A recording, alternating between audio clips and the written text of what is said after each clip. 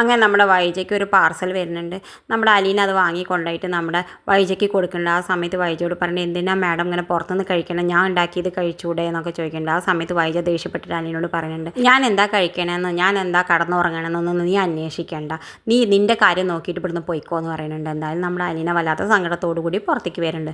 പിന്നെ കാണിക്കണം നമ്മുടെ അലീന നേരെ ചെല്ലുന്നത് നമ്മുടെ രോഹിത്തിൻ്റെ മുറിയിലേക്കാണ്. രോഹിത്തിൻ്റെ മുടിയൊക്കെ ഒരുപാട് കണ്ടിട്ട് നമ്മുടെ അലീന പറയുന്നത്, ഞാൻ അതൊക്കെ വെട്ടിത്തരാമെന്ന് പറഞ്ഞിട്ട് വെട്ടി കൊടുത്തിട്ട് കണ്ണാടിയൊക്കെ കാണിക്കുന്നുണ്ട്. നോക്ക് ഇപ്പോൾ എന്ത് ഭംഗിയാണ് നിനക്കാണ്, എന്തിനാ ഈ മുടിയൊക്കെ ഇങ്ങനെ വളർത്തിയെന്ന് എന്നൊക്കെ പറഞ്ഞിട്ട് നമ്മുടെ അലീന രോഹിത്തിനോട് പറയുന്നുണ്ട്, പോയി ഒന്ന് കുളിച്ചിട്ട് ഫ്രഷ് ആയിട്ട് വാ, നമുക്കൊന്ന് അമ്പലത്തിലൊക്കെ പോയിട്ട് വരാം, ഒന്ന് മനസ്സൊക്കെ ഒന്ന് ശാന്തമാവട്ടെ എന്ന് പറഞ്ഞിട്ട് എന്തായാലും നമ്മുടെ രോഹിത് അലീന പറഞ്ഞതിനനുസരിച്ച് കുളിച്ചിട്ടൊക്കെ ഫ്രഷ് ആയിട്ട് വരുന്നുണ്ട്. രണ്ടാളും കൂടി അമ്പലത്തിലൊക്കെ പോകുന്നുണ്ട്. ഇതൊക്കെ കാണുമ്പോൾ നമ്മുടെ ബാലചന്ദ്രന് വല്ലാത്ത സന്തോഷമാവുന്നുണ്ട്. കാരണം നമ്മുടെ രോഹിത്തിനെ എങ്ങനെ മാറ്റിയെടുത്തില്ലേ നമ്മളെ അലീന.